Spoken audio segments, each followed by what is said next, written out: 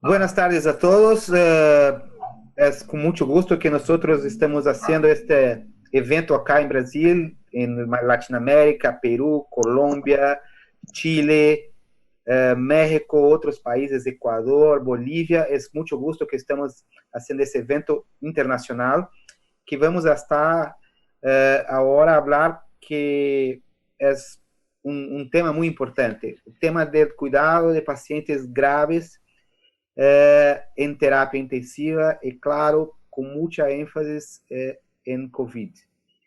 Para isso, nós temos acá com nós em este talk show, nesta sala, Dr. Armando Vázquez, é presidente da Sociedade Americana de Nefrologia, é um nefrólogo com fellowship com Dr. Ronco em Itália, com muita experiência em diálise contínua.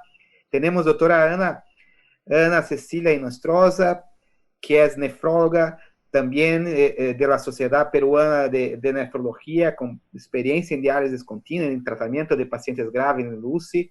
Dr. Jorge Rodríguez de Chile acá, que es un nefrólogo, pero también muy intensivista, es coordinador de la clínica de UCI del Hospital Alemán en Chile, con larga experiencia en diálisis para pacientes agudos. Y con mucho gusto nosotros tenemos Dr. Schneider, médico intensivista de la Universidad de Lausanne en Suiza, con una experiencia muy larga en un hospital de punta en Europa, y está para nos traer también su experiencia en europea. Que esto. Con nosotros tenemos acá también Jean-Paul Menegher. Jean-Paul Menegher es vicepresidente de terapias agudas de Bebraun Global, está acá para nos acompañar acá en esta terapia. Este tema de diálisis en la UCI es un tema muy complejo, por eso que nosotros estamos trayendo tantos profesionales distintos, porque acá en América Latina tenemos un comportamiento de la diálisis en la UCI muy distinto muchas veces que otros sitios y otras regiones del mundo, y por eso nosotros tenemos que hablar un poco de nuestras experiencias, nuestras dificultades y también de nuestros sucesos. Y esto es muy importante. Yo quiero empezar haciendo una pregunta para todos acá. O que cambiou com o COVID em sua UCI? O que cambiou? O que vocês pensam que está cambiado de 6 meses atrás, quando não tinha COVID? O que cambiou em sua UCI? O que cambiou das indicações, da quantidade de pacientes que você está fazendo diálise? Como crê? Doutor Armando, por favor, empieza. Gracias, muchas gracias por la invitación. Buenas tardes a todos. Pues en realidad la experiencia personal es que los cambios fueron radicales en mucho sentido. Si empezáramos hablando del personal, pues evidentemente el desgaste y el tipo de guardias, tanto de enfermería como parte médica, cambió radicalmente. Eso hace que por la cantidad o por los requerimientos en personal, mucho personal de apoyo tuvo que entrar a guardias a terapia intensiva, y por lo tanto ese personal en términos de enfermería pues quizá no tenía toda la capacitación del personal de base como para soporte renal. Nosotros tenemos un esquema en donde el soporte continuo es administrado en enfermería por enfermeras de la terapia, y el soporte intermitente es apoyado por enfermeras de nefrología, que tienen que ir solamente a dar el apoyo. Entonces todo cambia, porque si el personal de enfermería de terapia intensiva ya no todas tienen esa habilidad, pues entonces tenemos pues un poquito de mayor complejidad para prestar el tratamiento, aunque se ha estado llevando a cabo. Más participación de parte médica, pero se puede llevar a cabo. Y en términos de personal médico, en mi institución en particular es un centro reconvertido a COVID. Yo estoy en el Instituto Nacional de Cardiología y por lo tanto es pues, primordialmente cirugía cardíaca, pero este centro fue reconvertido a COVID desde hace ya 6 semanas, y bueno, toda la logística cambia enormemente, pero en ese sentido el equipo de nefrología fue incluido en las guardias en la terapia intensiva. Eso tiene algunas ventajas. Tenemos residentes, tenemos médicos en formación de nefrología, y eso hace que ahora tengamos, por así decirlo, o residentes o adscritos de nefrología en guardias. Y eso pues hace más disponible las evaluaciones de nefrología. En realidad no somos tanto como interconsultantes externos, sino estamos dentro, en las guardias, y por lo tanto, bueno, la parte de seguimiento médico, eso se facilita. Entonces, eso es en términos de personal logístico. En términos de material, creo que algo que probablemente haya afectado a muchos otros centros, como lo que hemos estado escuchando en otras partes del mundo, es que hubo una, pues digamos, movilización de insumos hacia áreas de otras partes, otros continentes, y probablemente, no sé si ocurre en el resto de los países de Latinoamérica, pero en México probablemente hubo una llegada de insumos inusualmente baja, específicamente para soporte continuo. Entonces, de repente, tenemos una mayor cantidad de pacientes que requieren ese soporte, pero con una baja disponibilidad de insumos. Entonces, el reto es cuidar los insumos. Entonces, ¿qué cambió en la práctica diaria? Sí, cambiaron indicaciones. Nosotros tenemos mucho la política de inicio más o menos temprano. Iniciamos generalmente en estadios 2 de lesión renal aguda. Ahorita no, estamos iniciando hasta estadios 3. Estamos tratando de dar manejo médico en muchos de los casos. Y estamos tratando de prescribir, ya lo comentaremos más tarde quizá, pero de una forma con dosis más bajas. No nos vamos a 25 mililitros kilo hora dosis habituales, nos vamos a 20, sí. Estar haciendo ajustes para tratar de cuidar muchos insumos, y cualquier paciente que tenga la posibilidad, estamos haciendo transiciones, aunque iniciamos con soporte continuo, hacer transiciones a intermitentes, e inclusive hacemos transiciones a diálisis peritoneal dentro de la terapia intensiva COVID. Una historia de diálisis peritoneal muy larga. Doctora Ana, ¿cómo está Perú? ¿Cómo están? Buenas tardes. Bueno, de lo que puedo haber escuchado al doctor Armando, hay una diferencia entre México y Perú, ¿no? Con nuestra experiencia, en el Perú se inician las terapias de reemplazo renal continuo en el mes de marzo del 2018, y fue en mi hospital, que pertenece al Seguro Social. Entonces, ha estado abocado más que nada al servicio de nefrología, y dentro de ello, tanto los médicos como las enfermeras. Entonces, no lo llevan a cabo las enfermeras de la intensivistas. La terapia la estaban haciendo las enfermeras de nefrología, todo tipo de terapia. Tanto así que igualmente, ante la falta de recurso humano, tuvimos que extender la capacitación a todos nuestros residentes. Entonces ha habido momentos en los cuales han sido los residentes que han llevado a cabo las terapias de reemplazo renal. Sí. Porque pues no nos dábamos abasto con la escasa cantidad de enfermeras que teníamos. Por eso que también llevábamos a cabo la hemodiálisis intermitente, diálisis peritoneal, trasplante renal y el mismo equipo para todo. Ahora, esto era antes del COVID, y ahora con el COVID ya sabemos que si antes teníamos escaso recurso humano, pues ahora es menos, ya sea por licencia, por las comorbilidades con las que han salido muchos de nuestros colegas, o ya sea también porque están en cuarentena, ¿no? Pero ¿ustedes creen que cambió la gravedad de los pacientes en la UCI?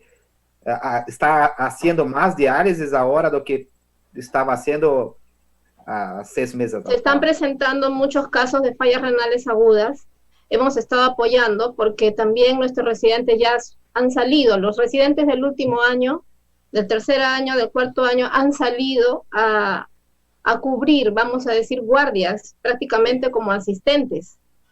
Y la cantidad de casos de falla renal aguda, por supuesto que ha aumentado, las terapias de apoyo también, pero como le digo, doctor, ahora lo tienen que hacer más que nada los médicos. Son los médicos los que llevan ese tipo de terapia. Esto. Rodríguez, ¿En Chile? Bueno, ¿Cómo estás? sí, en Chile. Mira, nosotros en general tenemos un uso bastante alto de terapias continuas. En general, en la mayoría de las UCI, por lo menos en Santiago.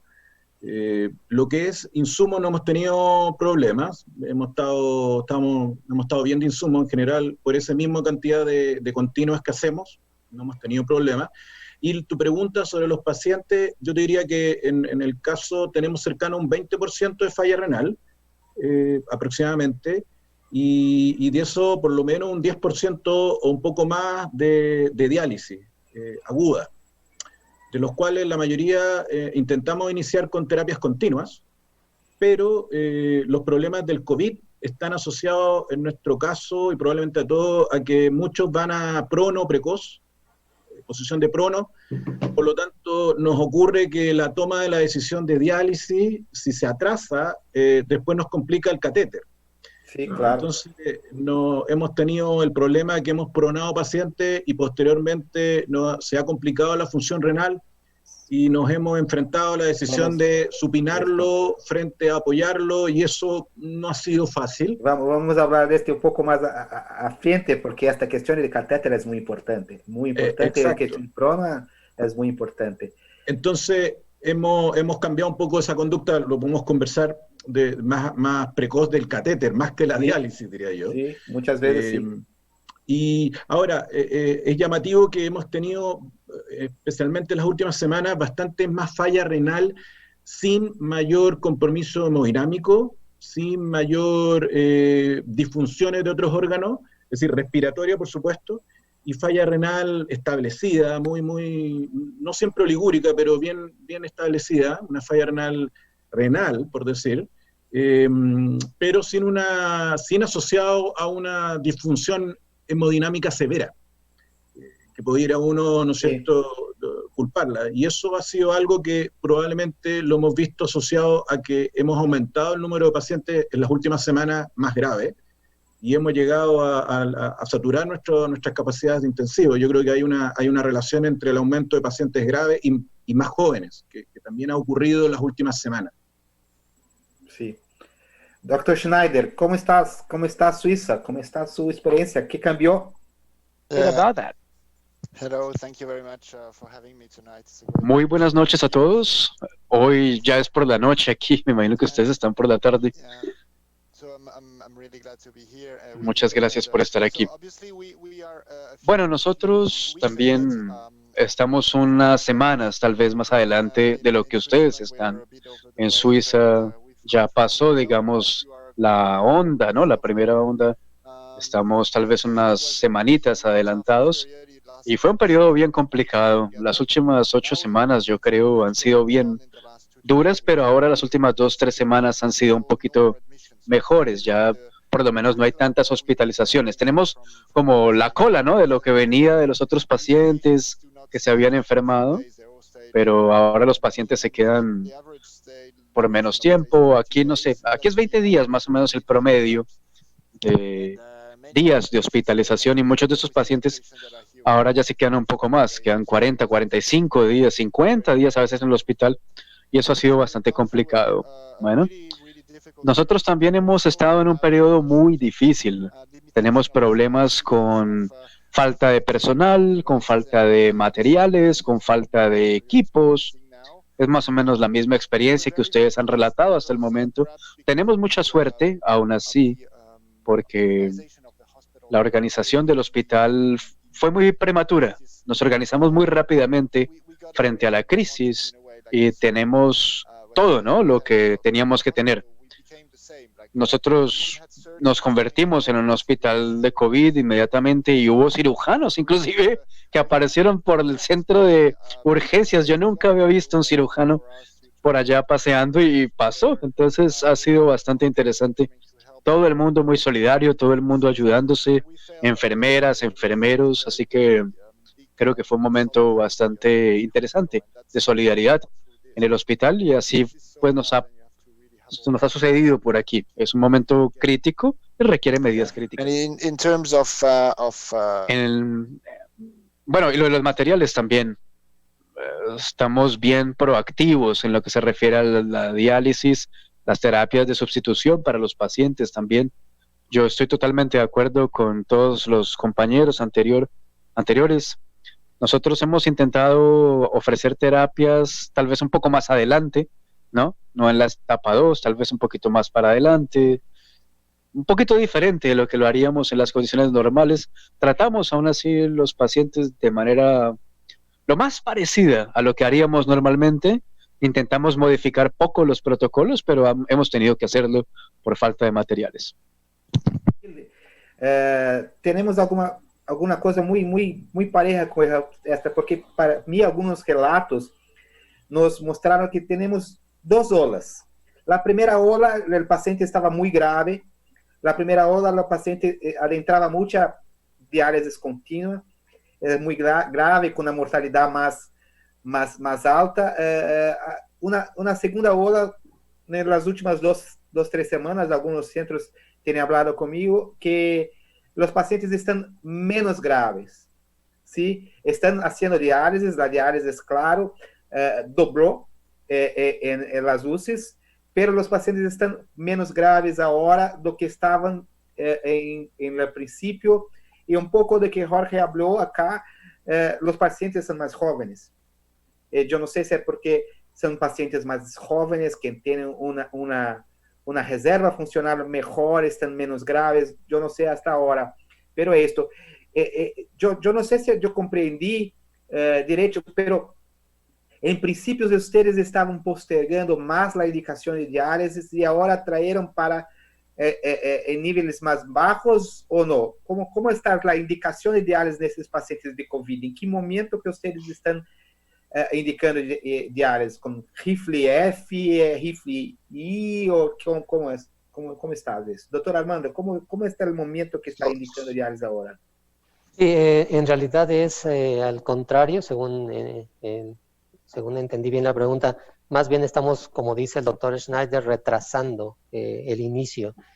Nosotros éramos muy afines a iniciar con pues periodos de 12 horas de oliguria o duplicar creatinina, que es el estadio 2 de CADIGO, y ahora no, ahora estamos esperando prácticamente estadios 3 o indicaciones absolutas. Es decir, el paciente debe tener sobrecarga hídrica. Bueno, por supuesto, este tipo de pacientes no nos gusta por la cuestión pulmonar, pues tenerlos expandidos, no es una práctica que pueda realmente ayudar a la parte pulmonar, pero pues sí, realmente demostrar que es resistente a diurético, que falla la prueba de estrés de furosemide y que tenga alguna otra indicación, en ese caso, pues trastornos ácido base, que es primordialmente, o electrolíticos. Es decir, estamos retrasando el inicio. Y con respecto al comentario de que al principio quizá la primera ola de pacientes estaba en peores condiciones y actualmente un poquito más tranquilos, nosotros en México, al menos en estos centros de referencia, lo estamos viendo al revés. Es decir, probablemente al principio había una buena disponibilidad de camas y por lo tanto los pacientes que llegaban con tiempos de evolución. Nosotros medimos el tiempo en dos sentidos. Uno, tiempo de inicio de síntomas a hospitalización, y el otro es el tiempo de hospitalización a tiempo de intubación. Bueno, lo que hemos estado viendo es que en las últimas semanas el tiempo de ingreso a intubación se ha acortado, es decir, los pacientes llegan en peores condiciones en las últimas semanas, y esto puede estar relacionado a la baja disponibilidad de camas en otros centros. Es decir, son pacientes que probablemente han estado pues ya siendo referidos o contrarreferidos de un hospital a otro, y bueno, eso desgraciadamente pues retrasa el ingreso a uno de estos hospitales. Entonces, al contrario, vemos ahora pacientes en las últimas semanas con un tiempo a tubo menor que al principio. Sí. Dr. Rodrigues, ¿está indicando diálise en el mismo punto que indicaba 6 meses atrás, o más retrasado, o más adelantado, como sea? No, más retrasado. La verdad... Una pregunta solo para hacer un complemento. ¿Más retrasado porque ustedes creen que es mejor para pacientes, porque la infraestructura está tan caótica que necesita dejar la diálisis para más retrasada? ¿Cómo que crees eso? Yo diría que la segunda respuesta. La verdad, nosotros somos precoces en general. no somos tenemos disponibilidad en general con los pacientes de UCI habituales pre-COVID, por lo tanto, nosotros somos bien precoces, tenemos una fuerte historia de dializar sin esperar criterios de urgencia dialítica, y tendemos a ser bastante más, iniciar precozmente. Con los pacientes COVID, lo principal es que por temas técnicos asociados a la sobrecarga de enfermería, la sobrecarga de todo lo que es diálisis, especialmente convencional, y en el caso de las continuas, todo lo que significa el generar mayor sobrecarga al equipo de salud, hemos tendido a restringirnos básicamente a la sobrecarga de volumen, es decir, cuando ya vemos que no hay, como dice el doctor Vázquez, una respuesta adecuada a furosemida, o al revés, cuando ya estamos en fases de salida de la ventilación y queremos despertar al paciente, y obviamente tenemos nitrógenos ureicos altos, y ¿no es cierto?, muy en una condición que nos puede afectar el winning y la extubación, decidimos iniciar la diálisis, pero si no se ocurren esas dos condiciones, hemos tendido a ser bastante más, por decirlo, conservadores en la terapia, y prolongar dentro de lo posible el inicio. Sí. Doctora Ana, ¿cree lo mismo, que este retraso de la indicación es por cuestiones de infraestructura, o crees que es mejor aguardar porque muchas veces el paciente vaya a retornar su función? ¿Cómo crees esto? De lo que he podido escuchar del doctor Armando y del doctor Jorge Rodríguez, creo que en su mayoría nuestros países están compartiendo el mismo problema de la escasez de recursos humanos y de una infraestructura que no estaba preparada para toda esta avalancha de pacientes COVID que tenemos ahora, ¿no? El problema es la falta de camas. Por ejemplo, en nuestro hospital tenemos pacientes que están con sus balones de oxígeno esperando ser hospitalizados. Puede pasar hasta una semana para recién encontrar una cama en hospitalización. ¿Y qué decir de las camas de unidades de cuidados intensivos, que están directamente dadas para las personas, para los pacientes jóvenes?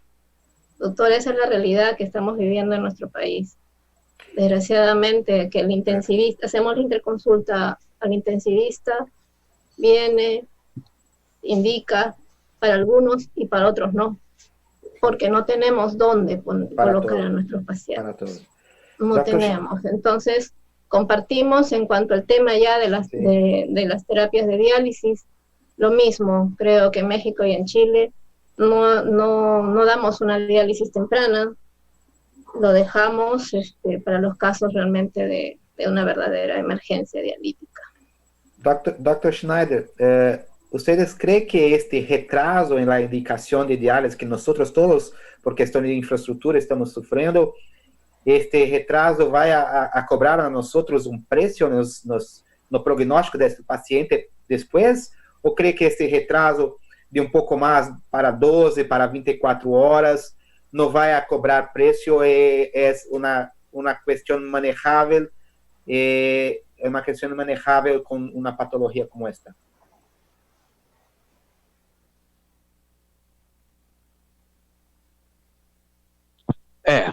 Yo siento que hay que ser prácticos también, en cierto sentido, pragmáticos. Es un tsunami, ¿no? Más que una onda, más que una ola de pacientes, es muchos pacientes. Jamás vimos eso en la vida. Hay que enfocarse en las prioridades, definitivamente. Hay que oxigenar al paciente para mantenerlo vivo, y de manera alguna, pues no queremos que les pase nada, pero hay que mantener a los pacientes lo más vivos, lo más posible, ¿no? La habilidad para hacer eso, la capacidad para hacer eso, pues va a depender de tener o no lechos, de tener o no ventiladores, de tener o no terapias adicionales, sean las que sean, CRRT o cualquier otro tipo de terapia. Evidentemente, para estos pacientes hay que mantener siempre una visión muy crítica, muy pragmática, y tratarlos de la mejor manera posible, pero tal vez la pregunta es, si podemos hacer la terapia, ¿la hacemos? Claro, la hacemos siempre que se puede. Cuando hay indicaciones absolutas, cuando las cuestiones ya son claras, lo hacemos. Ahora, si las indicaciones no son absolutas, tal vez no tenemos gente suficiente para hacerlo o para cuidar bien al paciente. Habrá que pensar en eso, ¿no? Tal vez no tenemos que preocuparnos no solamente con una máquina de diálisis. ¿Dónde están los enfermeros que van a cuidar a ese paciente después? ¿O en dónde va a quedar ese paciente después? No se trata solamente de hacer o no diálisis. ¿Podemos ofrecerle todo lo demás que tenemos que ofrecerle a ese paciente de alguna manera? ¿No? Y ahí sí tal vez podemos preguntarnos si haremos o no la terapia antes o después, o si lo hacemos de manera regular. La controversia común, ¿no?, que nos lleva a la literatura médica de nuevo, es una discusión que llevamos hace 10 años volviendo a ella. ¿En qué momento comenzar? ¿No? No hay quizás a veces evidencia fuerte lo suficiente de que intervenir más temprano estará más asociado con una mejoría mucho más clara en los resultados clínicos de ese paciente. Así que creo yo que esperaremos el estudio AKI, como se le conoce en inglés. Espero que esté publicado prontamente y que posiblemente nos dará un poco más de luz sobre más ideas sobre esas cuestiones. Cuando no hay opción, hacemos lo que se puede, ¿no? Hacer una terapia continua de sustitución renal cuando no se puede, pues es complicado, es bien difícil, ¿no? Yo creo lo mismo. La cuestión es la infraestructura y las prioridades. Y cuando nosotros pensamos en diálisis, renal replacement, reemplazo renal para pacientes muy graves, tenemos un criterio muy claro muchas veces para vai adentrar esto, vai adentrar en diálisis continua, vai adentrar en diálisis intermitentes, SLED, que sea. Pero cuando miramos las directrices, por ejemplo, las directrices China, hablas de CRT y no hablas de SLED. No tiene ni SLED citado em alguma parte de seu texto. Quando vamos a mirar as diretrizes da sociedade italiana, habla de SLED e habla de contínua, pero sempre temos a preferência por SLED. Hasta as recomendações de ISN que saíram há pouco tempo atrás. Mira, tem as duas opções, pero prefiro SLED por uma questão não só de manejo de estabilidade desses pacientes, pero prefira a CRT, prefira a diálise contínua, não só pelo manejo deste paciente, pero há uma questão que nós não estávamos falando hasta agora. A contaminação e a infecção de COVID em la máquina, da superfície, o contato do paciente, quando tem uma máquina de SLED, por exemplo, vai a manejar muitos pacientes em um dia, muitas vezes tem que volver a uma sala para fazer a preparação do equipamento, ou volver novamente, e todas as diretrizes estão falando que mantenha sua máquina de diálise dedicada a um paciente para não transitar, e isto tem impacto muito grande. ¿Qué crees de eso, doctor Schneider?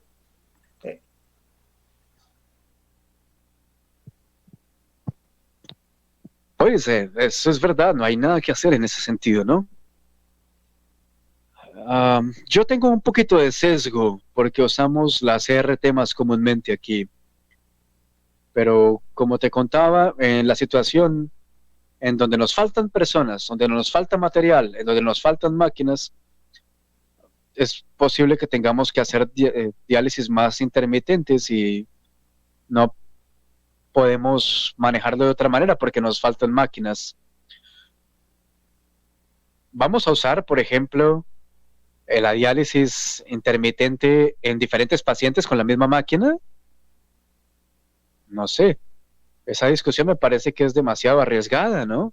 Tener una máquina CRT dedicada y que se queda por toda la duración de la terapia con el paciente.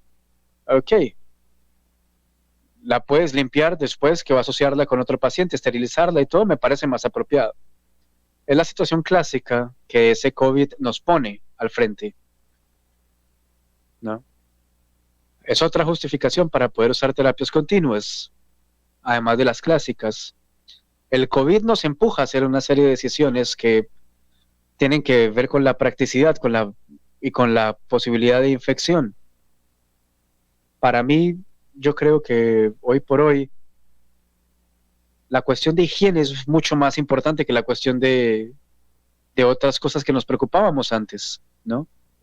¿Cree que esta cuestión de dedicación de un equipamiento para un paciente con alta contaminación de COVID es un racional muy importante? ¿O cree que la falta de infraestructura puede poner mucho un equipamiento para 3, 5 pacientes por día sin precio? ¿Cómo es que de esto? Mira, nosotros hemos sido más pragmáticos. Por supuesto, la máquina en las convencional la ocupamos, por supuesto, un paciente y después va a otro paciente con medidas de la limpieza que está definida, digamos, tanto por la unidad de infecciones intrahospitalarias, pero la verdad, nuestras unidades de UCI se han transformado en UCI COVID. Es decir, tú cruzas en la puerta y desde ahí en adelante se maneja como, toda la zona se maneja como de UCI COVID. Es decir, en otras palabras, las medidas de control o restricciones de la entrada y salida de esas unidades es mucho mayor que la que existía antes como UCI estándar. Entonces, a pesar de que puede haber, ¿no es cierto?, cruce de infección, consideramos en muchos casos que el riesgo baja al tener centralizado todos los pacientes COVID dentro de la misma unidad. Entonces, pero igual, por supuesto, hacemos las medidas que corresponden entre paciente y paciente, pero al ser la misma enfermedad y al ser una unidad completa COVID, es decir, el que entra ¿no es cierto?, a esa unidad en esa condición y no hasta que no sale de su turno, hemos tratado de bajar esa situación, digamos, y poder usar las máquinas con mayor disponibilidad entre pacientes. Sí, sí.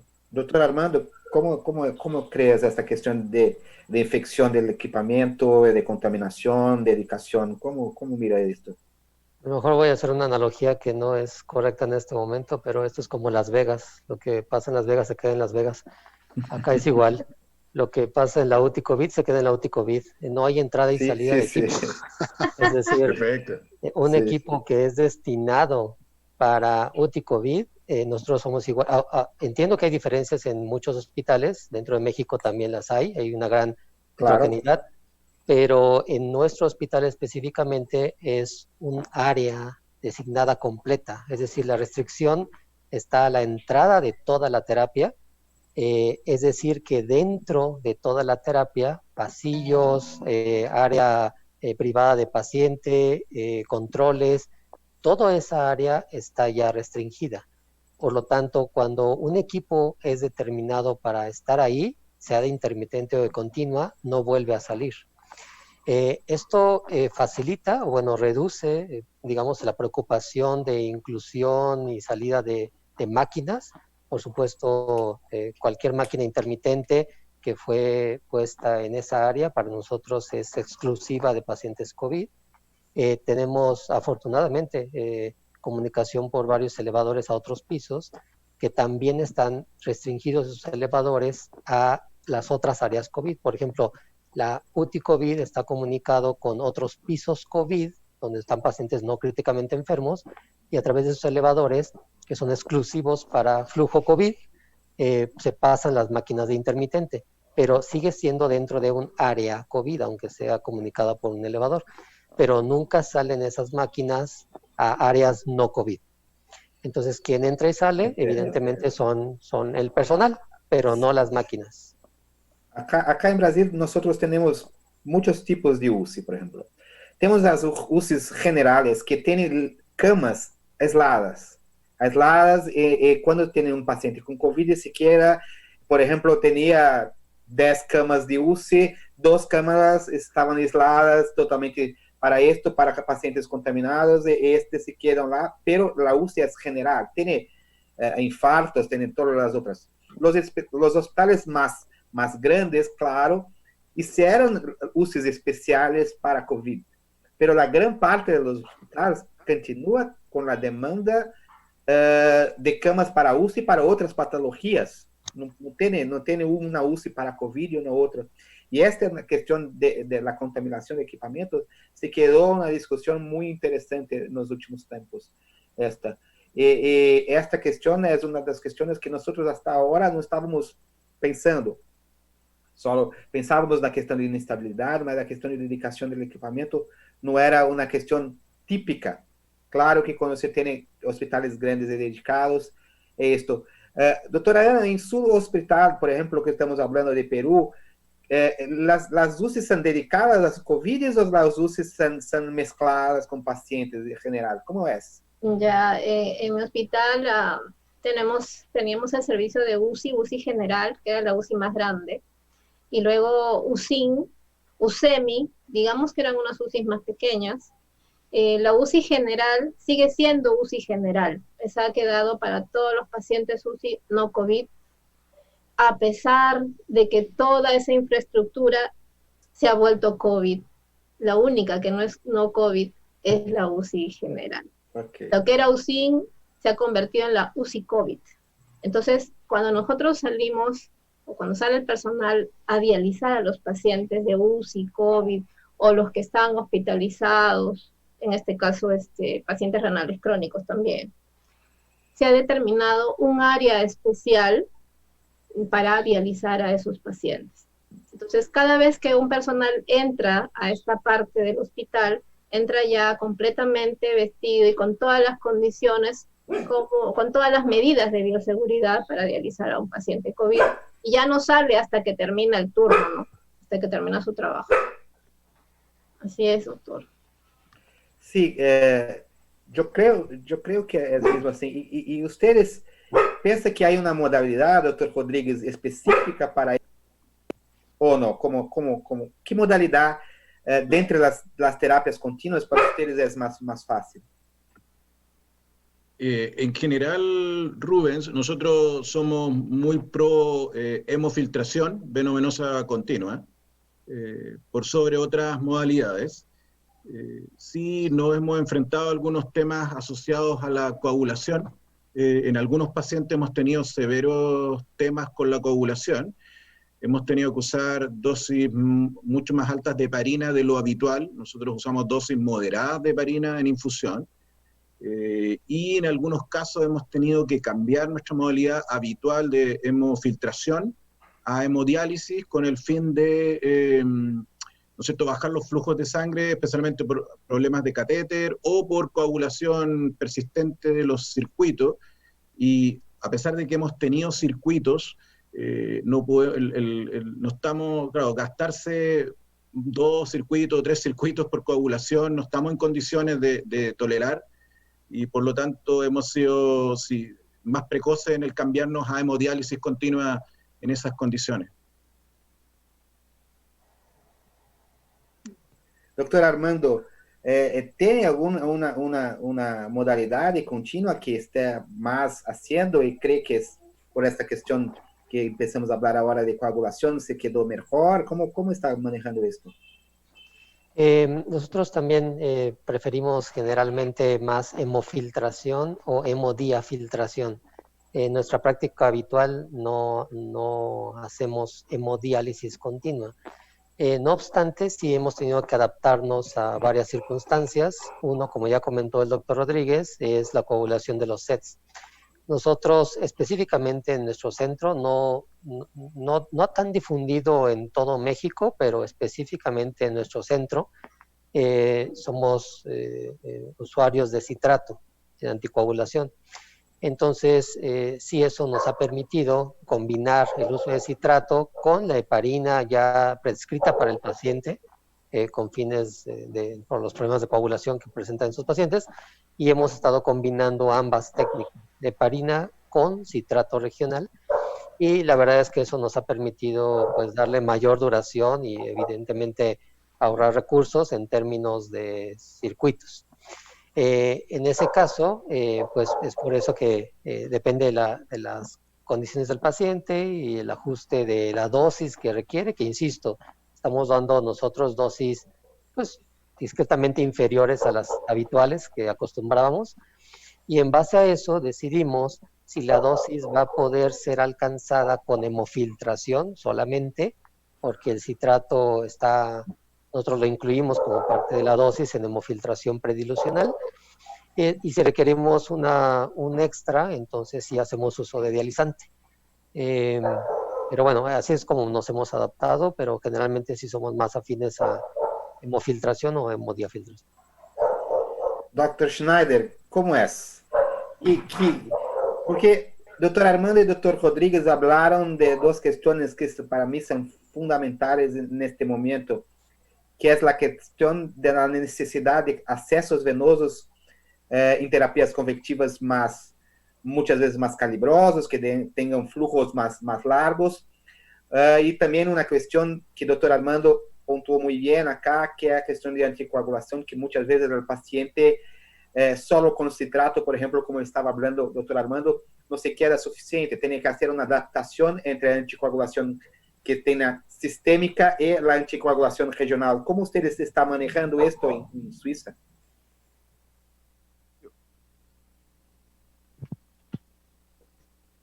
Sí, esa es una pregunta central en CRRT, ¿no? La cuestión de los anticoagulantes me parece que es esencial más que la modalidad y todo lo demás. La recomendación que vemos hoy es para usar citrato como un anticoagulante regional, y tal vez se demuestra que no hay una mejor vida o mejor una vida media más amplia de citratos versus heparina. Hay una discusión todavía allí. Desde el 2013, creo, hace 7 años, vemos progresivamente que se vienen usando esas estrategias cada vez más, y en el campo se ven esas estrategias, pero cuando se miden la vida de filtro medio, por ejemplo, con heparina como anticoagulación, fue 15 horas, ¿no? El promedio para citrato era 55, era mucho más amplio con citrato, ¿no? Si estamos intentando ahorrar, si estamos intentando evitar usar tantos circuitos, pues la vida media es mucho más amplia, ¿no? Definitivamente quien está trabajando con citratos sabe que está economizando mejor sus equipos y sus materiales. Hay que hacer gases sanguíneos, hay que monitorear también el calcio, hay una curva de entrenamiento y de aprendizaje, pero no es perfecto, pero vale mucho la pena para implementarse en una unidad en general, creo yo. Y lo de la modalidad, bueno, yo diría que cuando se garantiza que queremos usar citratos, como todo el mundo sabe, el citrato se administra proporcionalmente al flujo sanguíneo, ¿no? Entre más flujo sanguíneo, más calcio, más citrato vamos a necesitar para inocular el calcio, para poder tener el efecto anticoagulante. Entre más alto sea el flujo sanguíneo, más citrato tendremos que usar dentro del paciente, y más riesgo tenemos también de tener algún tipo de intoxicación o algún tipo de problema con el paciente a partir del citrato como efecto secundario. Cuando hacemos citratos, de cualquier manera, hay que usar el flujo sanguíneo más bajo posible de cualquier manera, y eso se puede alcanzar en una hemodiálisis continua, ¿no? Porque ahí tú puedes tener una terapia efectiva, con bajo flujo sanguíneo y con una buena administración de citratos que no arriesgue al paciente. Yo creo que si se decide usar citratos, ese sería el camino para el 2020, creo yo. Mi visión es esa, que estaremos mejor así con esa terapia continua de diálisis. Y la última parte de tu pregunta, me fui al revés, preguntando sobre los catéteres. Es un problema también muy grande, ¿no?, que tenemos con muchos pacientes con la CRT. Cuando están pronados, tú tal vez lo puedes conectar con el ECMO. Eso lo podemos discutir más para adelante, pero no todos requieren ECMO cuando tienen COVID, ¿no? Es una discusión también que tenemos que pensar. No quiero ser terco, digamos, en ese sentido, pero como hay menos flujo sanguíneo, es menos demandante, digamos, en el sentido del acceso venoso que se requiere. Luego, tal vez nos puede salir bien con un catéter en third party, tal vez, que no te va a permitir llegar a 100, 150 como se requiere en una hemofiltración. de pura CVVH, ¿no? Pero 80, 100 por minuto ya estaría bien. Tal vez sería como responder tus preguntas al revés. Permíteme hacer un comentario también. Nosotros recibimos de muchos países, específicamente en Europa, un problema muy serio de coagulación, ¿no? De formación de coágulos al usar CVVH, alto volumen, con heparina. Y se decidió en el Reino Unido, por ejemplo, poner un nuevo programa, un nuevo protocolo anticoagulación con una coagulación sistémica del paciente y también reduciendo la estrategia anticoagulante de la heparina en el circuito. Así fueron capaces de pasar al citrato en CVVD, como lo dijo Antoine. Ahí nos fue un poco mejor. Salieron a veces de 3, 4 horas para 30, 40 horas, lo que es una diferencia increíble. No me sorprendería, con todo lo que ustedes han comentado, que ustedes encuentren ese problema. Esa hipercoagulabilidad es un problema serio cuando estamos tratando pacientes con CRT, ¿no? Uma das coisas que nós miramos acá era que dois comportamentos estão se quedando, mesmo com as pessoas que estão haciendo citrato. A primeira são os valores de citrato pós-filtro. Por exemplo, temos como valor técnico entre 0,25 e 0,45 de cálcio iônico pós-filtro, e estamos mirando que as pessoas estão tendo um álbum muito mais cerca de 0,25 do que 0,45. Mesmo com citrato, estão fazendo uma anticoagulação um pouco mais rígida com citrato.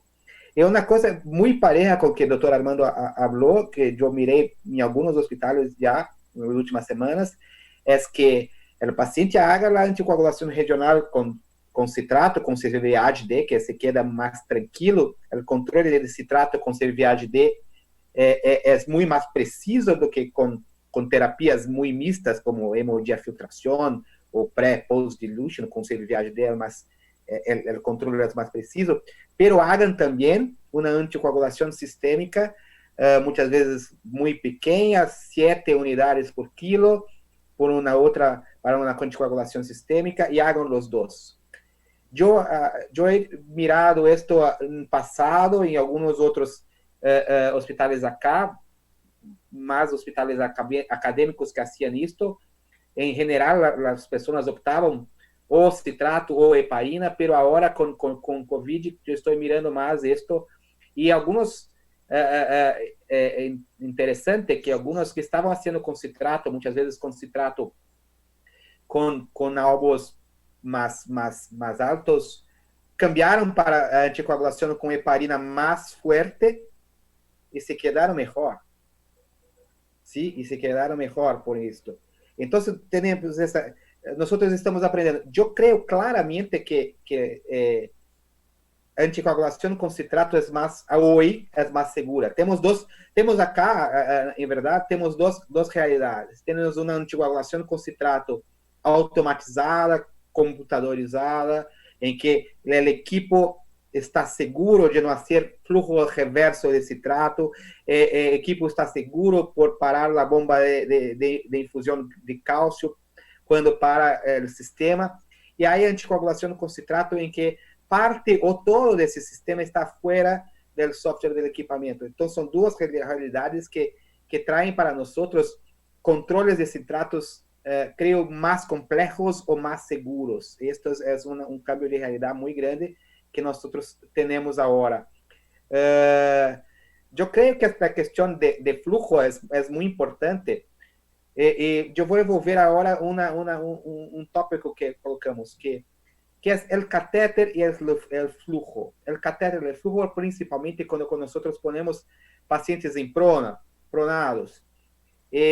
¿Crees que el catéter infemoral como segunda opción de cardigo para catéteres diários es mejor do que o catéter jugular para paciente pronado o no? ¿Cómo miran esto? Doctor Jorge. Rubens, mira, el tema especial que nos hemos enfrentado es obesidad.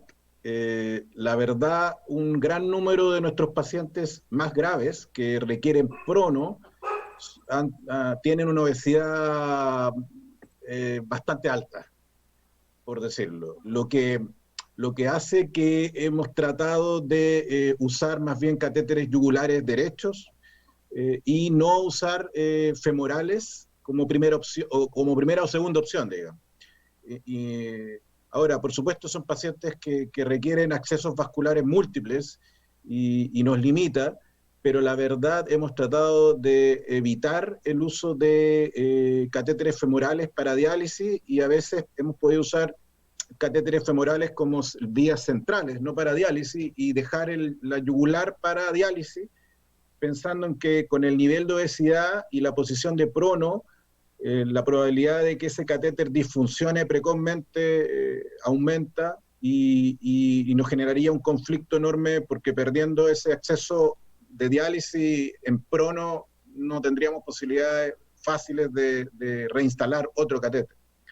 Así que a tu pregunta, nosotros por la obesidad hemos tratado de disminuir los femorales. Uma pergunta que estamos tendo acá em Brasil é que uma das dificuldades é em que momento como vai passar este catéter femoral ou paciente em paciente pronado? Sim. Como manejam o prono ustedes em equipamento de diálise ustedes para passar catéter, para cambiar estas questões? O paciente, claro, não se queda em prono por todo o tempo. Por todo o tempo. É como se na ventana que tem que o paciente se saia de prono, vai fazer todos os procedimentos. Como hagan esto? Nosotros hemos sido más proactivos en mantener en prono los pacientes. Mantenerlo en prono en general continuo. No hemos pasado a tenerlo 16 horas y supinarlo, sino en general queda 3 días en prono y a veces 5 días. Por lo tanto, ese es un tema, porque la decisión de catéteres hay que tomarlas antes del prono, porque después hemos visto que algunos pacientes fracasan cuando hemos despronado, es decir, supinado, pacientes muy precoz. Entonces, los catéteres no tenemos mucha más opción que antes del prono o cuando ya lo decidimos supinarlo. Sí, doctora Ana, ¿cómo es esa cuestión de manejo de diálisis con pacientes pronados en su UCI? Como ya lo mencionó el doctor, el principal factor de riesgo que hemos visto en los pacientes cada vez más jóvenes es la obesidad. Y el otro factor que se habla de la pronación es una determinante que se requiere incluso en los pacientes antes de ingresar a UCI, y mucho más todavía cuando están en la UCI. Y en ese caso, por esta dificultad es que se prefieren los accesos yugulares, porque definitivamente, como le mencioné, la pronación incluso se establece desde antes de ingresar a la UCI. Sí.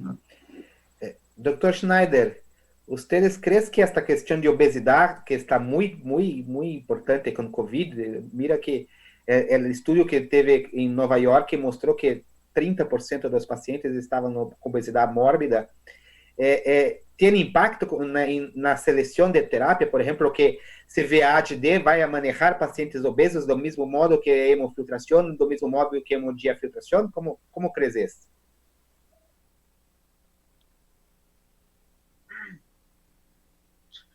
Claro que sí. Yo no sé si se puede comparar a Suiza con América Latina en ese sentido. Tenemos pacientes obesos, claro que sí. No te puedo decir cuántos pacientes son obesos hoy por hoy en nuestras prácticas. Con lo del COVID, sí me parece que la vasta mayoría de los pacientes es apenas aparente que los pacientes se están engordando, no hay nada que hacer. Hay una relación entre la obesidad y la severidad, claro. Los casos más severos que vemos hoy por hoy en el cuidado intensivo son generalmente obesos. Pero las lesiones agudas renales, no sé si hay una conexión, no sé si se conecta, si una cosa con la otra. Habría que pensar en esas relaciones que podemos encontrar. Tal vez las encontremos después de que pase toda esta pandemia. Lo que sí siento, entrando en la discusión de los catéteres, es que nosotros pronamos al paciente. Tenemos la tendencia de mantenerlos 16 horas pronados y después girarlos para evitar cualquier tipo de presión en algunas partes de la cabeza, en la parte trasera de la cabeza, pero es eso. Tenemos que cambiar un poquito las posiciones de los pacientes.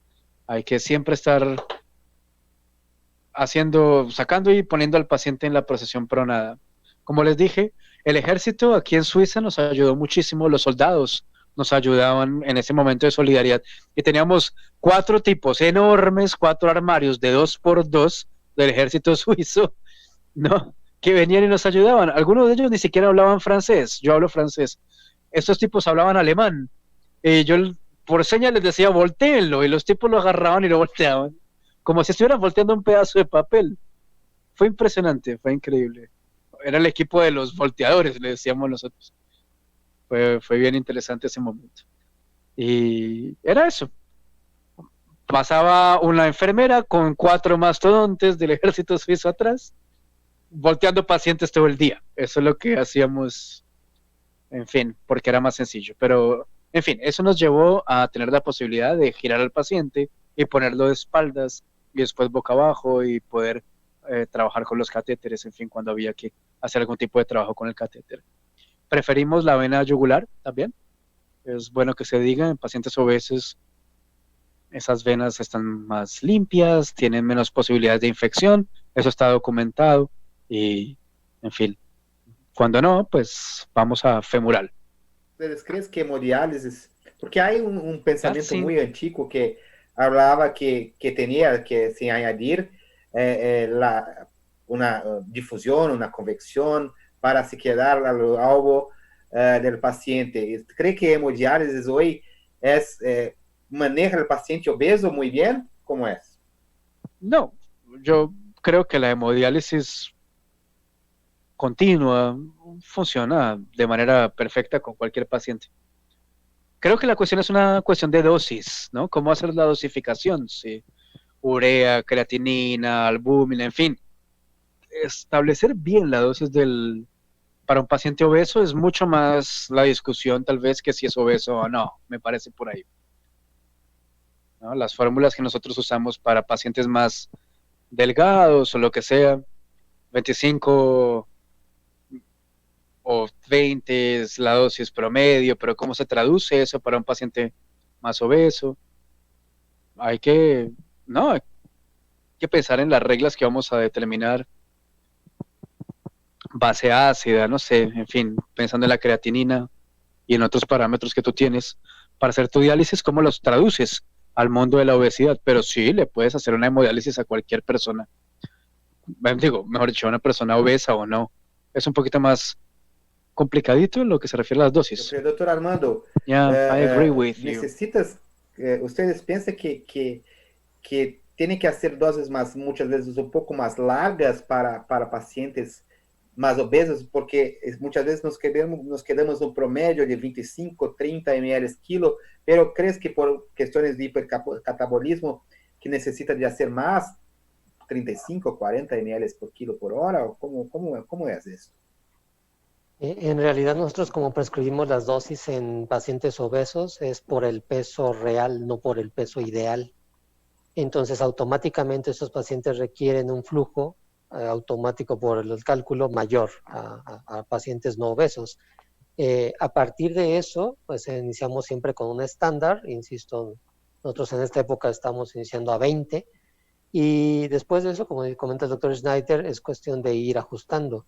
No todos los pacientes presentan el mismo catabolismo. Ciertamente estos pacientes COVID tienen un grado de inflamación mucho mayor, dependiendo de la fase en la que se encuentren, muy diferente si están ya en la fase de tormenta de citocinas, y uno creería que ciertamente pues, la cantidad que van a requerir por hipercatabolismo es mayor, pero no todos los pacientes se presentan igual. Entonces, crear como una política de que a todos estos pacientes se le debe prescribir una dosis mayor, la verdad es que yo no lo aplicaría así. Lo mejor es iniciar con una dosis que uno se sienta cómodo, quizá 25, nosotros usamos 20 por cuestiones de insumos, pero probablemente 25, 30, si así lo prefieren, y mejor ir ajustando caso por caso, pues obviamente con valores bioquímicos para completar la meta que se presenta en cada paciente, pero no como una regla, sino como una personalización del tratamiento.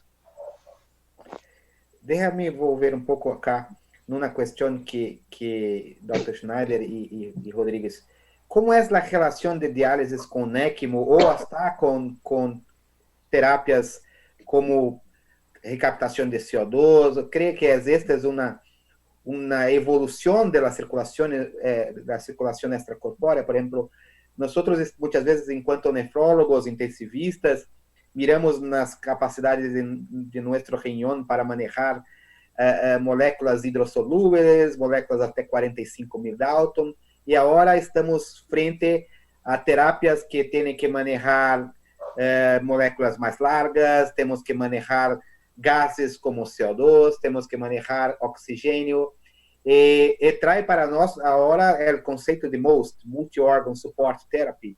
E este conceito de MOST está cada vez mais adentrando muito rapidamente na UCI, que é nefrólogo intensivista, a pessoa que haga as terapias, terão que manejar isto. Como, doutor Armando, como você descreve esta conjunção entre hemodiálise e a absorção de citocinas, a absorção de CO2, ECMO, esto todo en lo mismo equipamiento, como si fuese la misma terapia. Sí, bueno, en realidad, cuando tocaban el tema de modalidad, probablemente lo que me vino a la mente más bien es ver cuál es la meta de tratamiento, ¿no?, para cada paciente. Hemodiálisis un poquito más rápido para corrección de ácido base, hemofiltración si se quiere apostar un poquito más por la cuestión inflamatoria, con los limitantes que pueda tener hemofiltración, que bioquímicamente puede remover citocinas, pero que clínicamente probablemente no tenga ese impacto, a diferencia de otras técnicas de absorción más avanzadas, ¿no?, que podría sí tener un impacto mucho mayor por capacidad de absorción de otras moléculas en tormenta de citocinas. Entonces yo creo que esto es un continuo de estar viendo las necesidades del paciente y realmente el soporte multiorgánico es parte de eso. En realidad sí se tiene un reto adicional, al menos en nuestro centro, para hacer el soporte multiorgánico, y esto es la condición del resto de los equipos, como por ejemplo cirugía vascular, para colocar un ECMO y tener el equipo de perfusión ahí las 24 horas, para tener el equipo de ECMO. Entonces, sí aumenta la complejidad, eso es un hecho, sobre todo en estos pacientes bajo estos estrictos protocolos de equipos de protección, para tener un personal las 24 horas ahí disponible con múltiples equipos. En nuestro centro específicamente, centro cardiovascular, pues la conjunción de ECMO con CRRT es muy frecuente. Eso en realidad no implica, bueno, me refiero para un centro capacitado, no implica un mayor reto. Existen varias técnicas por las cuales se puede llevar a cabo, si se hace por catéteres separados o se conecta al mismo circuito, y en realidad no es una limitante, pero en esta época nosotros prácticamente sí hemos tenido una limitante adicional, que es todo esto que estábamos hablando, que es recursos humanos, recursos materiales, espacios, tiempos, para la implementación de soporte multiorgánico. Entonces sí implica un reto adicional el tener restricciones por COVID por encima de la experiencia que pueda ya tener el centro. Por supuesto, siempre retomando un poquito el citrato, siempre la recomendación de las sociedades internacionales es que si no se tiene experiencia en alguna prescripción, en este caso citrato o soporte multiorgánico o CRT de ECMO, probablemente no sea una buena época para empezar a tratar de generar esa experiencia. Entonces, en centros experimentados, adelante, yo creo que es algo totalmente factible por las necesidades de los pacientes, pero en centros quizá que van iniciando, probablemente no sea un buen momento para implementar. Pero, doctora Ana, ¿ustedes creen que el futuro casi que inmediato del tratamiento extracorpóreo en la UCI será siempre tenemos otras terapias añadidas a nuestro circuito, como recaptación de CO2, endotoxinas gram-negativas o citocinas de una manera general, o mismo, como el doctor Armando habló, muchos de los pacientes están conectados ya, ECMO está muy más común para nosotros que era a 5 o 10 años atrás. ¿Crees que diálisis no estará más aislada como un procedimiento y los equipos tienen que hacer todo? ¿Cómo mira este futuro más que inmediato, creo? Bueno, en el Perú, nosotros, bueno, en este caso en la capital, en Lima, tenemos el Instituto Nacional del Corazón, ¿ya?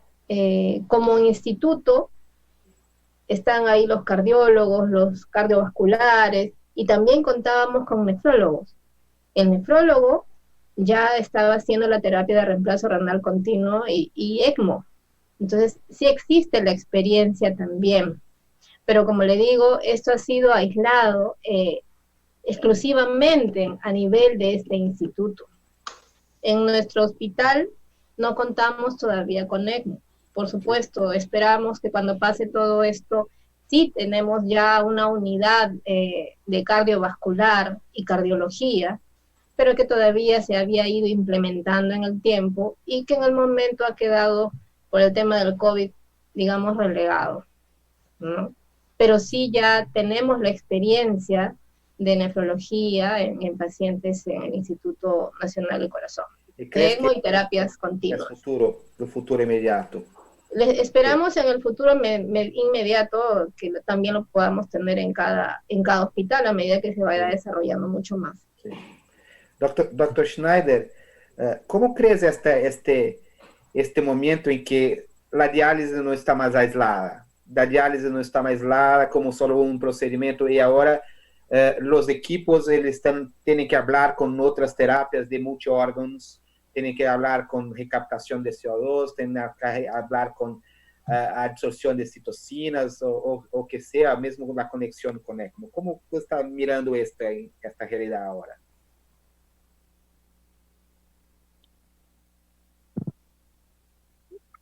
Yo creo que es una herramienta genial que ahora tenemos disponible en la industria.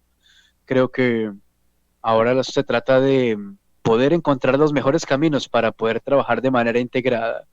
La sangre está allí circulando, se crea una plataforma en donde nosotros podemos tener módulos adicionados y todo lo demás. Creo que los módulos de manera separada ya funcionan bien, ahora hay que pensar cómo los integramos, ¿no? La terapia renal es la base de muchos de esos tratamientos y los módulos que yo puedo ver que potencialmente tienen una eficacia muy alta, los de reabsorción, donde se puede remover citocinas o otras drogas, o que se pueden acumular drogas también diferentes, tal vez se puede retirar anticoagulantes cuando hay un paciente que está sangrando, o no sé, nuevas terapias anticoagulantes. Hay anticoagulantes que tienen una vida media muy larga, ¿no? Se quedan durante mucho tiempo en el organismo. Tal vez sería útil que pudiéramos retirarlas, en fin. Fallas de órganos múltiples, en fin. Creo que la absorción renal es fácil de trabajarse en conjunto con otras cosas. Se trata más de... Es como un plug and play, ¿no? Es como apenas conectarlo y ya. Pero se requieren estudios aleatorizados, se requieren más observaciones, pero yo creo que es fácil y yo creo que es el camino y la cantidad de evidencia ya nos dice que es seguro. Si se usa, bueno, es algo que cada hospital tendrá que ir definiendo, ¿no? pero me parece que estamos bien seguros. Creo que se puede decir que estamos bien. Con lo de CO2, ahí ya soy un poquito más crítico, tal vez. Cuestiono más eso, porque es bien entusiasmante las posibilidades, creo yo, ¿no? Una intubación con un paciente que está haciendo el weaning o el desmame, como prefieran, del ECMO, por ejemplo, pues interesante, pero hay algunas trampas técnicas, ¿no? Con lo del flujo sanguíneo que nos lleva a la cuestión de los anticoagulantes, o con la presión en los catéteres. En fin, hay que mantener los catéteres a 3, 4, 5 ml por minuto, pero eso es muy difícil cuando se usa con citratos o cuando se requieren 80 o 120 ml de flujo por minuto. En fin, es una terapia ya totalmente diferente y te das cuenta que tu remoción es más bien parcial, ¿no? Del CO2. Luego, ¿será que sí es algo que deberíamos considerar o aún no? Pero bueno, es mi opinión personal. El futuro no sé cómo se nos venga, pero es entusiasmante de cualquier manera. Perdóname, Rubén. Antoine, estabas contando lo del problema, ¿no? Del flujo sanguíneo al combinar una CRT con una remoción de CO2, ¿no? Pero encontramos una forma interesante de hacerlo con la posición del oxigenador y los conjuntos también, los sets. ¿Tú crees que eso sería algo más interesante en el futuro, tal vez? Esta cuestión de flujo para CO2 Yeah. es hasta ahora porque para manejar, depende de cuál es el albo de CO2 que quiera sacar del paciente. Esta es una cuestión. Entonces, ustedes no quieren sacar todo, quieren sacar solo la hipercapnia, vai a sacar só cerca de 40 milímetros de mercurio. Claro, tiene que tener flujos más largos, esto es verdad, pero no tan largos como los flujos que estamos acostumbrados, muchas veces con diálisis crónicas de paciente con fístulas, o muchas veces, claro, muy lejos de flujos de ECMO de 5 litros por minuto, es muy más largo. Yo creo que es una promesa que vamos a ver, va a cambiar mucho de cómo manejamos diálisis en la UCI, mucho, va a cambiar todo. Yo creo que esta cuestión vamos a tener otros resultados. Yo estoy muy esperanzoso en esto. Una cuestión que se queda con nosotros si miramos con todo esto es la seguridad, es manejo del paciente. La cuestión principal es que cuando ustedes vayan a manejar diálisis intermitente, tienen un balance de fluidos muy más malo, peor, mucho peor, muchas veces 9, 10 veces peor, lo que el balance de fluidos que ustedes empieza a controlar con diálisis continua. Por ejemplo, una máquina intermitente tiene un mejor por padrón de cámara de 200, 300 ml a cada 4 horas, y un equipo de diálisis continua tiene un mejor de 10, 20 ml en 24 horas. Es muy más preciso. ¿Ustedes creen, doctor Rodríguez, cree que el médico ahora, cuando está pongo sus ojos más en la cuestión de balance de fluido, o crees que hasta ahora no se apercibió de esto? Muy buena pregunta, Rubens. Por ejemplo, yo te digo, yo creo que así es un cambio de cultura de la indicación médica, en el sentido que lo clásico es que muchos médicos, incluso uno, ¿no es cierto?, indica a veces una ultrafiltración en terapias continuas, con un volumen, no sé, 200 ml hora, 150 ml hora, pero la verdad, lo que hemos tratado de hacer progresivamente en el hospital, que no ha sido todavía exitoso, te diría yo, es tratar de transformar la indicación a una indicación de balance. Es decir, en vez de indicar que lo que yo quiero que ultrafiltre, indicar en conjunto con el equipo de enfermería que hace el balance de los fluidos de los pacientes, cuál es la meta como médico que quiero de mi paciente. En otras palabras, si yo calculo que los aportes diarios, los ingresos van a ser 2.500 o 3.000 ml y quiero que que quede con un balance negativo de 2.000, buscar la forma, con mi terapia continua, de llegar a ese balance de 2.000 durante el día. Porque lo que va ocurriendo es que en el día hay cambios, ¿no es cierto? Hay ingresos extras o egresos extras, ¿no es cierto?, que van apareciendo a lo largo del día. Y si yo mantengo mi terapia continua sin mucha modificación en la ultrafiltración, no logro lo beneficioso. Entonces, lo que hemos tratado es decir, ¿cuál es el balance que tú quieres que se logre a las 24 horas? Si a las 18 horas no se está logrando, bueno, la misma enfermera hace la corrección en la ultrafiltración de la máquina para lograr el balance que estaba comprometido, comillas, en la indicación. Ahora, por supuesto, actualmente eso todavía no está logrado completamente, de a poco, pero la terapia continua te da esa ventaja que uno la pierde cuando define indicaciones en la mañana y esas indicaciones se mantienen completamente sin modificarse en 24 horas. Pierdes toda la ventaja de lo continuo de la terapia. No sé si eso va un poco a tu pregunta. Doctor Schneider, ¿qué crees? ¿Que balance es importante?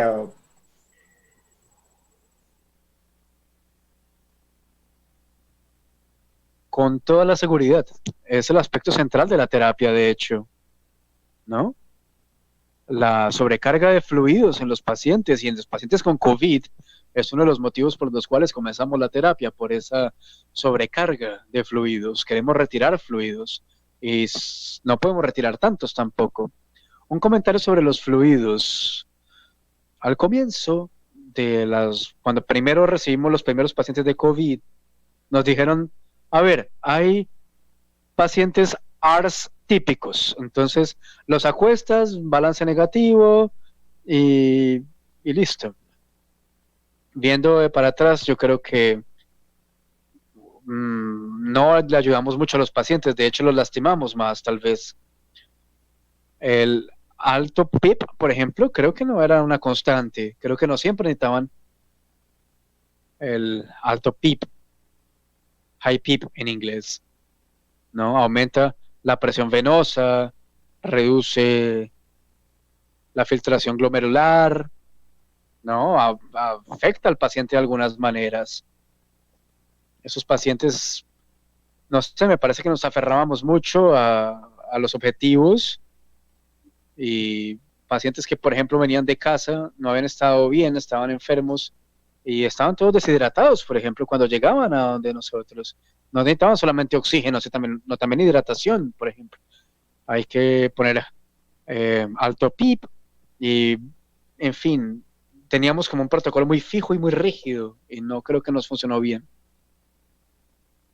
Además del virus asociado a la enfermedad intersticial que hemos encontrado en muchos pacientes, hemos tenido que ajustarnos a los fluidos. Creo que los AKIs, ¿no? Los AKIs de los pacientes tienen que ser muy tenidos en cuenta. Por la epidemia, estamos bajando el PIP y estamos siendo menos diuréticos al comienzo y no tenemos números grandes lo suficiente para poder decir que hemos mejorado, pero creo que hemos visto menos AKIs, como se le dice en inglés. Cuando comenzamos con las terapias de reemplazo, me parece que a veces éramos muy rígidos en ese sentido y no queremos afectar el pulmón, no queremos tener una acumulación de fluidos en pulmón, por ejemplo, empeorando la oxigenación.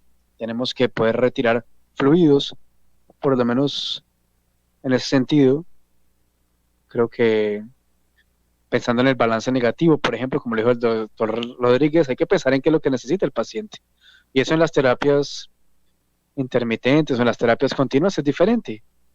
Creo que en una terapia continua le atiende mucho mejor la tolerancia del paciente y la hemodinámica, y es mucho más difícil cuando solamente tienes 4 o 6 horas de diálisis, ¿no?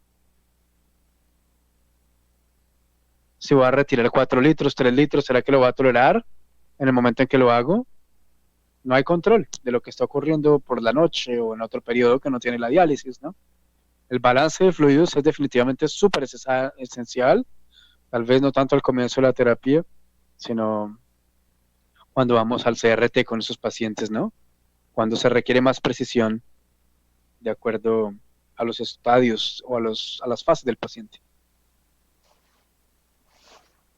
Doutora Ana, como crees esta cuestión de balance en UCI? ¿Crees que hasta ahora tenemos haciendo esto derecho o crees que tenemos que modificar muchas veces, como habló el doctor Rodríguez, es una cuestión cultural que tenemos que cambiar?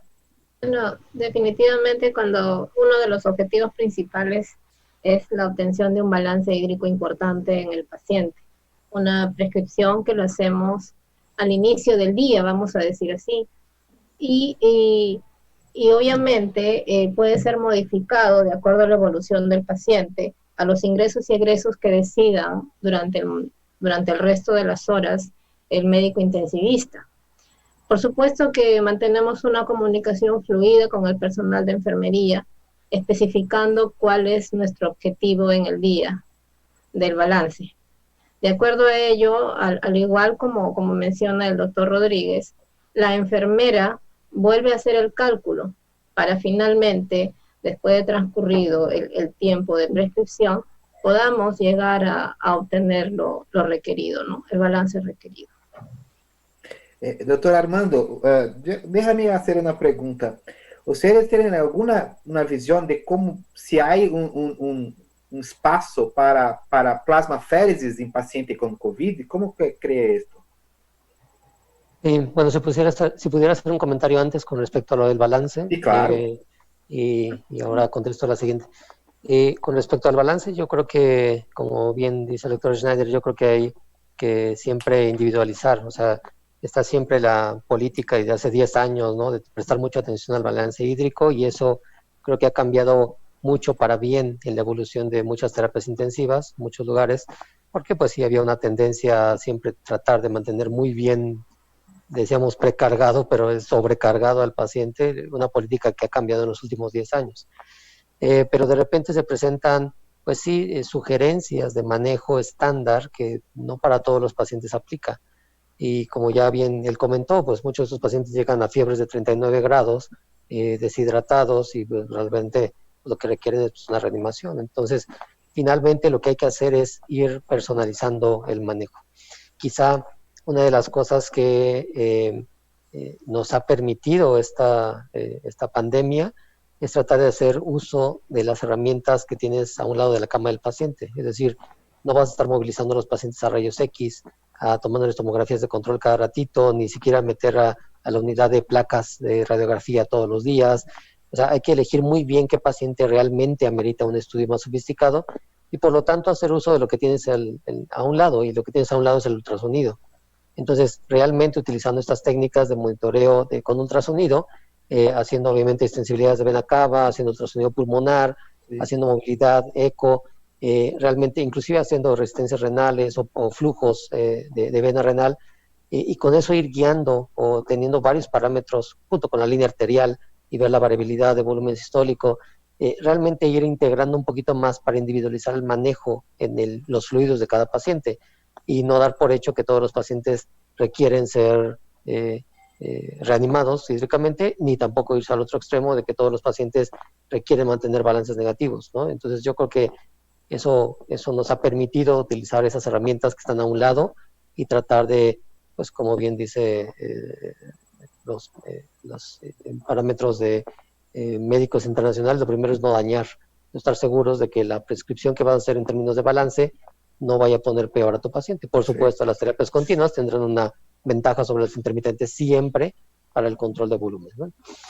Ahora, con respecto a la plasmaféresis o algunas otras estrategias, en realidad lo difícil es siempre determinar en qué fase está el paciente. En esta condición donde hay indicaciones muy claras para plasmaféresis, pero en esta condición donde partimos de que es una infección viral y a partir de esa infección viral viene una respuesta inmunológica, y que después de esta evolución en la respuesta inmunológica e hiperinflamación va a haber el riesgo de sobreinfección, porque ahora estás durante muchos días en una terapia intensiva con el riesgo de infección. Entonces, en realidad tienes muchas curvas y cada uno de estos pacientes está en una fase muy diferente. Entonces, si se tratara de ir directamente sobre cada una de estas fases, pues el tratamiento tendría que ser muy distinto en cada una de estas fases. Evidentemente, el uso de plasma de pacientes convalecientes, pues es una posibilidad ahí prometedora para administración de anticuerpos de pacientes que ya se recuperaron, y eso podría ayudar pues a aclaramiento viral o algunos otros factores. Cuando uno lo piensa en términos de aclaramiento viral, pues no me parece justificado, inclusive podría generar inmunosupresión, lo cual no podría ser adecuado para el paciente. Cuando estamos hablando de hiperinflamación, tormenta de citocinas, la verdad es que hay ya muchos reportes. Nosotros específicamente en nuestro centro nos acaban de aceptar un trabajo para un journal internacional en donde, pues lo que ya decían algunos otros expertos en el área, esta patología tiene muchas cosas semejantes a síndrome antifosfolípido. Entonces generan anticuerpos contra pues, moléculas que pueden generar proinflamación, y en ese escenario pues uno pensaría que pues probablemente plasmaféresis es un tratamiento pues lógico o intuitivo para pacientes que tienen este tipo de síndrome antifosfolípido con micropipeta trombótica, ¿no? Después cambian los estudios en fases de biopsia, donde los primeros autopsias muestran microtrombos o trombosis, no solo micro, sino macro trombosis, y después hay una política de cambio en muchos hospitales, incluyendo nuestros hospitales, en donde hacemos desde el inicio pues una prevención de trombosis en términos farmacológicos, y los siguientes estudios de biopsia ya no salen con trombos. Entonces, en realidad es difícil, ¿no?, tomar la decisión. Si se antoja ante ciertas circunstancias, probablemente plasmaféresis completa por sí sola, sin reconstitución de plasma de pacientes convalecientes, tendría que ser muy bien pensada. Yo concordo plenamente. Yo creo que la cuestión racional existe, claro, para a plasmaféresis, pero plasmaféresis não é seletiva, né? E o facto de não ser seletiva, sacar todo, sacar as defensas do paciente, e nesta situação de muitas coinfecções, hasta coinfecções bacterianas, se queda um pouco discutível. La cuestión del plasma de convalescente post-plasmaféresis pasa a ser un poco más racional, como usted les habló, pero hasta ahora es una técnica que no tiene muchos resultados. El concepto es muy bueno, el concepto tiene más de 500 años, ¿sí? Pero hasta hace sin muchos resultados. Doctores, nosotros estamos quedando al final de esto. Para mí es mucho gusto. Yo gustaría que cada uno hablase un poco de lo que crees que va a cambiar en el mundo post-COVID y las terapias extracorpóreas en UCI. Doctora Ana, ¿qué crees? Por favor, sus palabras finales. Como mencioné cuando iniciamos las terapias de reemplazo renal continua en el Perú en el año 2018,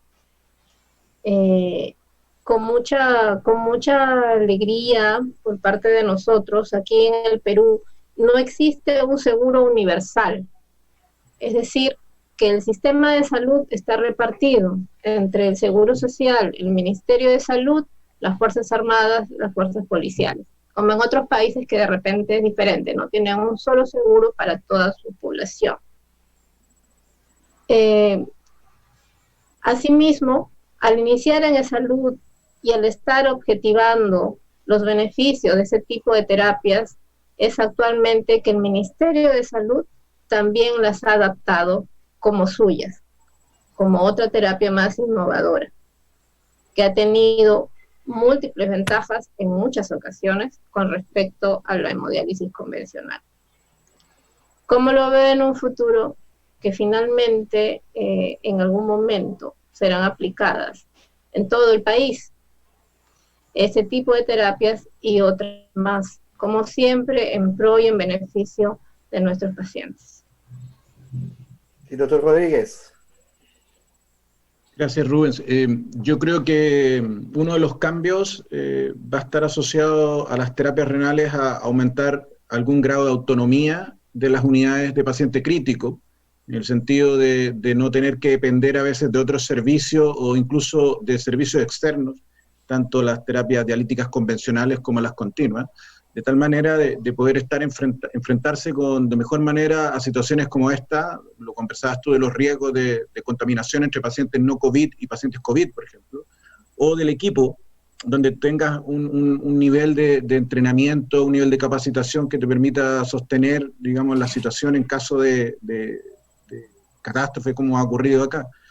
Y por último, lo otro que va a cambiar, yo creo que no opiné antes, es que yo creo que vamos a salir de la caja como nefrólogos, en el sentido de ampliarnos. Ahora ya no vamos a tener que hablar solo de moléculas de urea, etcétera, sino de falla respiratoria, de ventilación mecánica, para poder entrar en lo que yo también creo de remoción de CO2 o la hemoabsorción, y por lo tanto ya no vamos a hablar solo del riñón, sino vamos a tener que hablar de todo lo que es la falla multiorgánica y cómo podemos nosotros ofrecer soporte no solo al tema renal, sino a las otras disfunciones. Y eso yo creo que va a servir para aumentar esa posibilidad.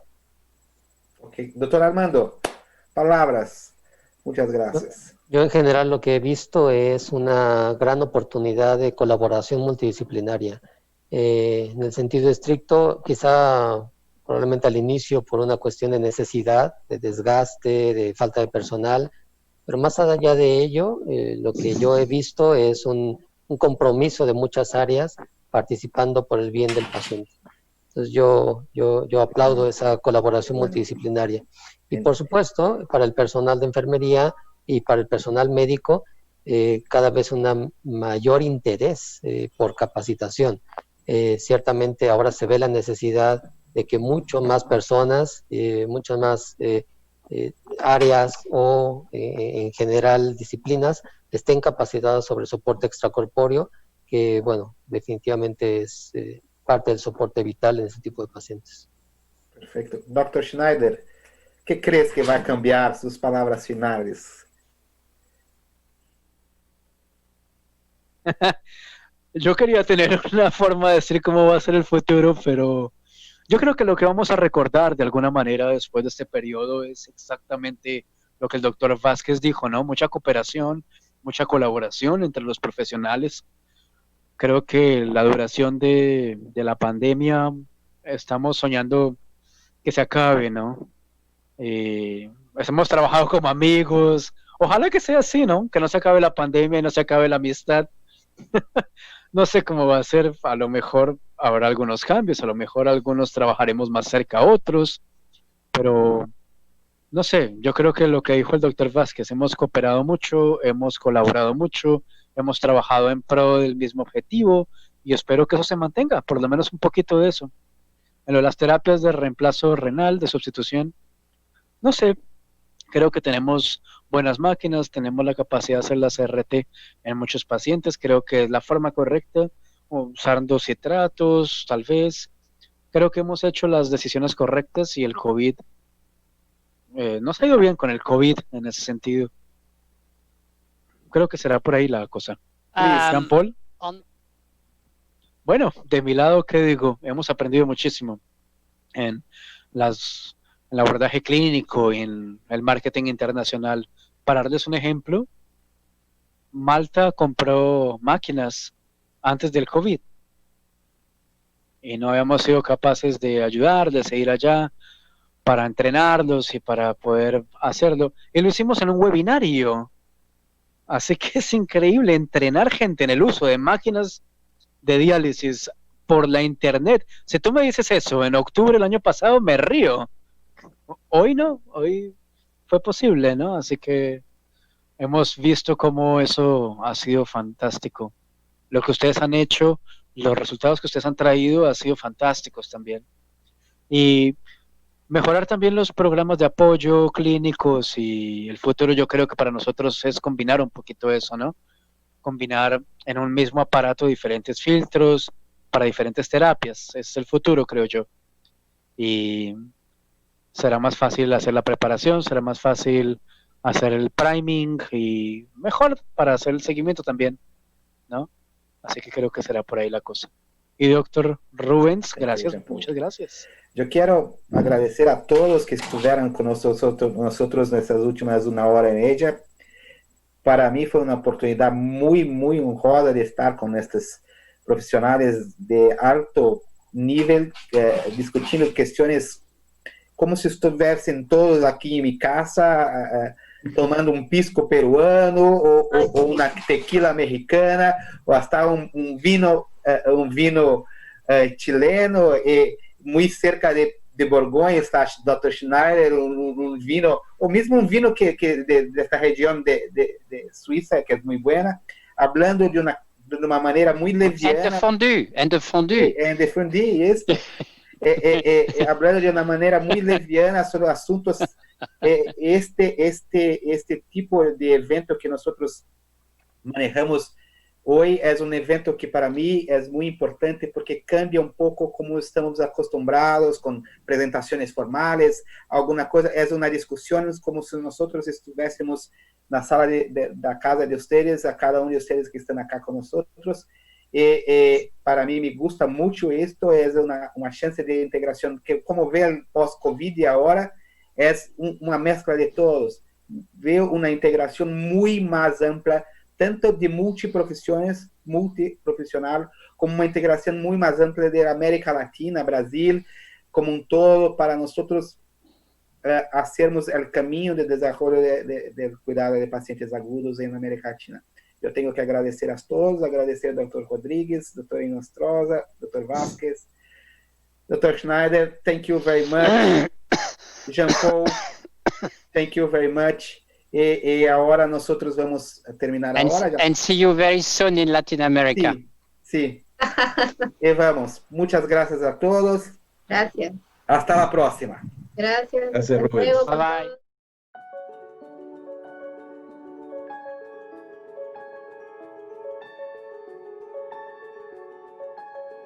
Heavy workload. Hardly any private life. Lots of responsibility. Always pushed to the limit. Whenever I ask doctors and nurses why they take all of that on, they often say, because what I do has meaning. Meaning for the lives of others, and therefore for my own life as well. As a global forum for medical specialists, we asked ourselves, how can we most effectively support the work, ambition, and dedication of these individuals? We sought out dialogue. We listened, and we understood. With a supportive exchange among medical professionals who network their knowledge around the globe, so that they maintain their expertise at the highest level for their entire lives. With disciplinary approaches that promote specialization without losing the perspective on medicine as a whole. With smart, modular concepts that are compatible with the busy lives of medical practitioners and nurses.